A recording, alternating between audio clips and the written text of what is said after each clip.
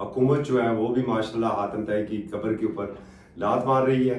क्या आवाम को रिलीफ मिल रहा है? फिर जो बिलखसूस अब पिछले तकरीबन 4.5 सालों से एक मुल्क में सियासी इस्तेकाम की बात कर रहे हैं, वो किसी सूरत नहीं आ रहा है। मेरे साथ इस वक्त मौजूद हैं हमारे ब्यूरो चीफ एम न्यूज़ जनाब शकील करार साहब हैं, और सीनियर तज़कियाकार हैं हमारे साथ हुसैन साहब। इनसे भी पूछते हैं, और ज़रा बताइएगा जी, वज़ीर आज़म शहबाज शरीफ साहब ने, शकील करार साहब, बड़ी कोशिशें की है, और अगर उन्हें हम सताइश उनकी ना करें तो मेरे ख्याल में ये ज़्यादती होगी कि पेट्रोल की कीमतें उन्होंने नहीं बढ़ने दी हैं, लाइनें नहीं लगी हैं। किस नज़र से देख रहे हैं आप ये? शुक्रिया जो साहब, ये जो आप फरमा रहे हैं कि वज़ीर आज़म ने कोशिशें की और पेट्रोलियम मसनूआत की कीमतों में पाकिस्तान में इजाफा नहीं करने दिया, तो पहले मुझे उसकी ज़रा लॉजिक बता दें कि कैसे इजाफा नहीं करने दिया। क्या उन्होंने अफरा के चेयरमैन के मुंह पे हाथ रख लिया था? कैसे नहीं बढ़ने दिया? 113 अरब एक और 900 अरब की बात, 9 अरब की बात अलग से हो रही है, तो ये सारी रकम जहाँ कहाँ गई है, कहाँ गई है? इतनी बड़ी प्रेसिडेंट जारी की और प्रेस कॉन्फ्रेंस की और खिताब किया, तो आखिर में एक बात कही कि ये पैसा आवाम की फलाह बहबूद पर खर्च किया जाएगा। तो मैं जानना चाहता हूँ कि वो कौन सी फलाह बहबूद है जो हुकूमत की नज़र में अवामी है और उस पर खर्च होगा, और कब होगा? मशरक़ी वस्ता की जंग खत्म होने के बाद होगा या पहले होगा? 100 अरब का कट लगा रहे हैं ना वो। पंजाब में होगा या पूरे पाकिस्तान में होगा? देखिए, आवाम को बेवकूफ़ बनाने के और बहुत तरीके हैं। आप माली तौर पर ही की बेवकूफ़ क्यों बनाते हैं? पहले बता दिया जाए कि जब आपने तेल की कीमतें बढ़ाई, उस वक्त आपने तेल कितने रुपए या डॉलर्स में पर बैरल खरीदा हुआ था आपका? अब रेट बढ़ा है तो कितने रेट पे आपने वो पेट्रोल हासिल किया है? अभी तक पाकिस्तान में कोई ऐसा बुरान आया ही नहीं है, और आप यही तो कामयाबी है हुकूमत की।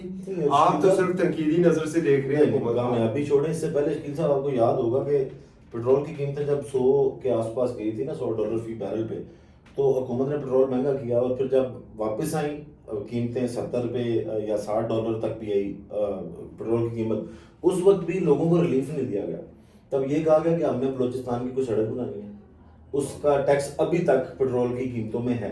आप 3 माह, अगर आपको लगता है कि ये जंग 3 माह पर लॉन्ग हो सकती है, तो आप उस टैक्स को खत्म क्यों नहीं कर रहे? आप 3 महीने ना बनाए सड़क, लोगों को रिलीफ अगर आपने देना। और उसके बाद अब जो ये तारीफें कर रहे हैं वज़ीर आज़म शहबाज शरीफ की, चलें हम मान लेते हैं बनती भी हैं, जायज़ बात है कि उन्होंने लोगों को रिलीफ दिया, लेकिन जब इमरान खान ने सिर्फ 10 रुपये इजाफा नहीं किया था उस वक्त। साहब अभी आप फिर आप कह रहे हैं कि रिलीफ दिया, मैं तो ये सवाल कर रहा हूँ कहाँ पे दिया? नहीं, इनकी मैं कह रहा हूँ, कैसे मान लो? मैं ये कह रहा हूँ कि देखिए, आवाम की जेब से निकले हुए अरबों रुपए हैं, और आप मुझे कह रहे हैं गपशप में मान लूं, मैं कैसे मान लूं? ये जैसे ये कह रहे हैं कि सब्सिडी दी जा रही है पूरी दुनिया में, अब इसमें तो कोई शक नहीं है कि $100 क्रॉस कर चुका फी बैरल, 112 हो गया, 112 हो चुका है।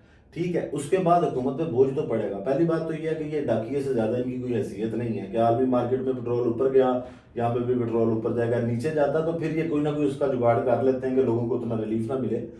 हुकूमत पे जो सबसे पहला सवाल उठता है ना शकील साहब, वो ये उठता है कि इनको अंदाजा नहीं था कि ये हालात खराब हो रहे हैं। जून में भी ये जंग हुई, उसके बाद अब भी मुज़ाकरात जारी थे, इमरान को डील पे, मुआहदे पे मनाया जा रहा था। आपको पता था किसी भी वक्त अमेरिका अटैक कर सकता है। अगर उनका इब्राहिम लिंकन आ गया था समंदर के पानियों में, तो इसका मतलब अमेरिका पूरी तैयारी के साथ था। आपका प्लान क्या था? आप हुकूमत में, आपके पास पूरी इंतजामिया है, आपके पास वजारतें हैं, आपने क्यों ये चीजें पहले ही आप रिजर्व रखें अपने लोगों में? समुंदर में रखते हैं, और मेरी बात, कैपेसिटी नहीं है हमारे पास। नहीं, कैपेसिटी नहीं है, लेकिन जो आप अब अवेयरनेस की एक मुहिम चला रहे हैं, तहरीक चला रहे हैं, बचत स्कीमें लेके आ रहे हैं, जिसको अब जनाब कहा जा रहा है कि प्रमोट किया जाएगा, ये हमारे प्लान में पहले क्यों नहीं थे? हम हमेशा आफत आने के बाद तैयारी क्यों करते हैं? पहले से हुकूमत का काम है ना, पूरी ये जो काबीना बैठी है, वजारतें हैं, आगे ब्यूरोक्रेट्स हैं, तो इन ब्यूरोक्रेट्स ने तैयारी क्यों नहीं की?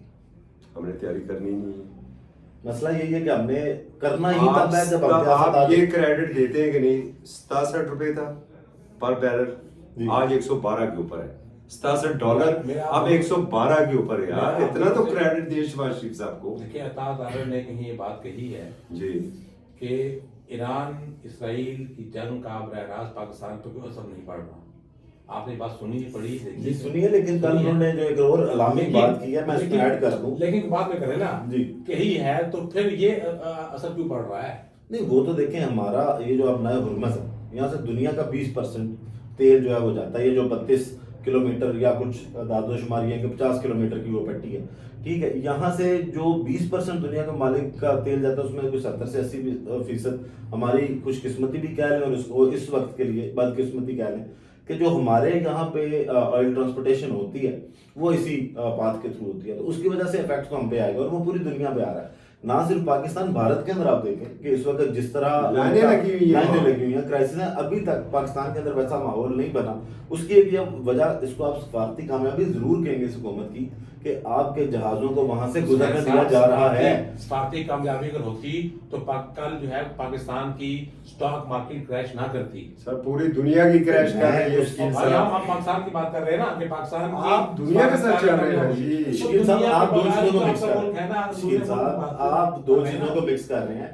اس وقت اب نئے ہرمز کی اگر بات کریں, تیل کی ترسیل کی اگر بات کی جائے تو وہ ممالک جن کو آپ کہہ لیں کہ اس وقت ایران دشمن ممالک ہیں, ان کے لیے تو شدید قسم کا شکنجہ ہے وہاں پہ, وہ وہاں سے نہیں کراس کر سکتے. لیکن ابھی تک وہاں سے, کل آپ نے خبر دیکھی چائنا کے 2 جہاز جو ہیں وہ ہزاروں ٹن لیٹر جو ہے وہ فیول کا لے کے وہاں سے نکلے پاکستان کے جہازوں کو, اور اس وقت یہ کہا جا رہا ہے کہ پاکستان کا جو پرچم ہے وہ وہاں پہ ضامن ہے اس چیز کا کہ اس پہ ایران حملہ نہیں کرے گا یا اس کو نہیں روکا جائے گا.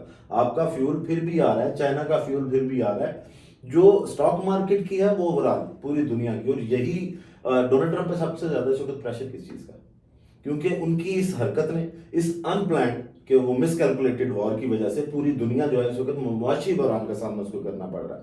ڈونلڈ ٹرمپ پہ پریشر جو اس وقت ڈومیسٹک پریشر ہے, تو پھر اتا کرا کیوں کہہ رہے ہیں پاکستان کو رات کو دیکھیں وہ میں آپ کا نا پچھلے دنوں میں نے کلپ دیکھا وہ بڑا وائرل ہے. اس میں آپ نے کہا یہ تنخواہ دار ہوں یا کرائے کے ہوں وزراء, ان کا کام کیا ہوتا ہے؟ جھوٹ بولنا. وہ تاطار صاحب نے جھوٹ بول دیا, آپ کا جواب مل گیا, ٹھیک ہے. اگر پوری شکر مان تو گئے نا. نہیں میں تو یہ کہہ رہا ہوں کہ اگر پوری دنیا جو ہے وہ اس سے متاثر ہو رہی ہے تو obviously آپ پہ بھی اس کا افیکٹ آئے گا, اور وہ افیکٹ آ رہا ہے. لیکن کام پھر وہی ہے کہ حکومت ڈاکیہ نہیں ہے کہ ڈاک آئی کہ جی یہ ہو گیا تو یہ آپ یہ کر لیں, یہاں پہ ایک چیز اوپر چلی گئی یا تو ادھر بھی اوپر جائے گی. آپ کے پاس پوری انتظامیہ, پوری مشینری ہے, مینجمنٹ, آپ کا کام یہ ہے کہ آپ نے کرائسس کو کنٹرول کرنا, نہیں تو پھر ملک تو آٹو پہ بھی چل سکتا ہے نا کہ اگر وہاں پہ بڑھ رہی ہے بڑھائیں, ادھر بڑھ رہی ہے. ہمارے ساتھ ملک آٹو پہ ہی چل رہا ہے جی, کیونکہ آپ نے خود کہہ دیا کہ ان کے پاس پلان ہی کوئی نہیں تھا. پلان ہی کوئی نہیں تھا. تو جس ملک کے پاس, جس حکومت کے پاس پلان نہیں ہے وہ آٹو پہ چل رہی ہے. جی ایسے ہی جب آٹو پہ چل رہی ہو تو پھر ہمیں کوئی اعتراض تو کرنا ہی نہیں. یہ تو آپ یہ دونوں باتوں سے اتفاق اس لیے نہیں ہو سکتے. پوری دنیا کہہ رہی ہے کہ پاکستان, میں نہیں ان کی بات سن لیتے ہیں, لیکن پوری دنیا اس وقت پاکستان کے کردار کی معترف ہے. آپ کہتے ہیں کہ یہ آٹو کے اوپر چل رہا ہے. نہیں, شہباز شریف توبہ کریں, اللہ نہ کرے میرے اندر آئے. آگے جو عمران خان آیا ہوا ہے وہی کافی ہے, لیکن اتنا تو کریڈٹ اس کو دیں کہ انہوں نے ڈسٹرب نہیں ہونا. وہ تو آپ خوابوں میں آتا ہے. ہاں یس, خوابوں میں ہے نا, اس میں کوئی شک نہیں ہے. جو اصغر صاحب بات کر رہے ہیں کہ چاہے مارکہ حق ہو, اس کے بعد کے معاملات ہوں, یا اب یہ جو ایران والی جنگ ہے, پاکستان نے سفارتی کامیابیاں تو قسمت اچھی ہے ان کی, قسمت اچھی کریں. اس کا اندازہ آپ اس بات سے لگا سکتے ہیں کہ جو اس وقت بھارت کے اندر چیخیں اٹھ رہی ہیں نا, جو بھارت کے وزیر خارجہ کو فرسٹریشن میں یہ تک کہنا پڑا کہ پاکستان جو ہے وہ ایک دلال ملک ہے اور وہ دلالی کر رہے ہیں, یہ ان کی جانب سے بیان ہے جس کا بڑا کھلا ڈلا جو جواب ہے وہ دیا گیا. اب بھارت کی چیخیں سنیں گے نا تو آپ کو اندازہ ہو جائے گا کہ جو پاکستان ہے وہ اس وقت سفارتی طور پہ کامیاب ہے. ہاں معاشی طور پہ ہم پہلے بھی کمزور تھے, معاشی طور پہ ہم ابھی بھی کمزور ہیں. ویسے آپس کی بات ہے, جب سے ہم نے ہوش سنبھالا ہے نا, معاشی طور پر ہم کمزور ہی ہیں, اور نہ وہ نازک موڑ ختم ہو رہا ہے. اب یہ نہیں پتا کہ وہ نازک موڑ ہے. نازک موڑ کون سا ہے؟ وہ مارگلا کی آپ بتائیے کون سا والا موڑ نازک ہے؟ حکومتیں جو ہوتی ہیں نا وہ ٹھیک ہے, ان پہ ہمیشہ تنقید ہوتی ہے, لیکن یہ چونکہ حکومت ان کے اوپر یہی الزام شروع سے آ رہا ہے اور یہ اس الزام سے جان چھڑا پا رہے کہ فارم 47 کی حکومت ہے. صحیح, درست. تو جو فارم 47 کی حکومت ہے تو اس کے پاس تو کوئی پلان ہوگا نہیں. ان کا صرف یہ موٹو ہوگا کہ کسی طرح ہم اپنا ٹائم پورا کریں, 4 پیسے اکٹھے کریں اور پتلی کے سے نکل جائیں. اور اس حکومت کی بدقسمتی بھی یہی ہے کہ جب تک یہ آپ اپنے ملک کے اندر کے جو سیاسی معاملات ہیں نا ان کو بیٹھ کے ٹھیک نہیں کریں گے. یہ کچھ بھی کر لیں گے, لوگوں کو سونے کے نوالے بھی کھلا دینا, لوگ پھر بھی ان کو ماننے کو تیار ہیں. یا مریم نواز صاحبہ کی بھی ایک مثال لیں کہ یہ بہت کچھ اچھا کرنے کی کوشش کرتی ہیں, ٹھیک ہے, لیکن اس کے بعد پھر ایک جہاز والا معاملہ آتا ہے, لوگ ان کی ساری اچھائیوں پہ پانی پھیرتے ہیں اور پھر اس جہاز والے معاملے کو ہائی لائٹ کر کے کہہ دیا جاتا ہے یہ ہے ہی چور. پھر نسیم شاہ کا ایک ٹویٹ آ جاتا ہے. آپ مسلم لیگ نون کا ایشو کیا ہے, نون لیگ کا ایشو کیا ہے, دیکھیں مت مانتے ہیں کسی کی اگر چھوٹی سی بات بھی اچھی ہے تو اس کو آپ اچھائی کہیں, اگر کسی کی نیگیٹو ہے تو اس کو آپ دیکھیں نا, ہم کہتے ہوتے ہیں اکثر ہم نے سننا پڑا بھی ہے کہ آپ تنقید برائے اصلاح کریں, تنقید برائے تنقید نہ کریں. عمران خان کے دور میں چلے ڈرامہ ہی کیا لیا, اسے ڈرامہ کہا جاتا ہے کہ جس نے کفایت شاعری کے نام پہ ڈرامہ کیا کہ اخبارات کو, ٹی وی چینلز کو کروڑوں روپے کے اشتہارات نہیں دیے, فضول قسم کے ہوتے ہیں سیاسی اشتہارات. لیکن یہ مسلم لیگ نون کی حکومت آپ ماضی کی بھی دیکھ لیں, موجودہ بھی دیکھ لیں, پنجاب کی فیڈرل کی, کہ ان کا زور یہی ہوتا ہے کہ اخبارات اور ٹی وی کو بھر دو اشتہارات سے, اپنی تصاویر والے اشتہار سے بھر دو, اسی کو چوراہوں پر, گلیوں پر, سڑکوں آپ کی بات کو کنٹینیو لگا لیتے ہیں. آپ کو یاد ہوگا عمران خان نے جب یون اسمبلی کا وہ ایک خطاب کیا تھا, وہ ابھی تک کی ان کی ٹاپ ویوز جو والی ویڈیوز ہیں ان میں آتی ہے, ملین میں اس کے ویوز.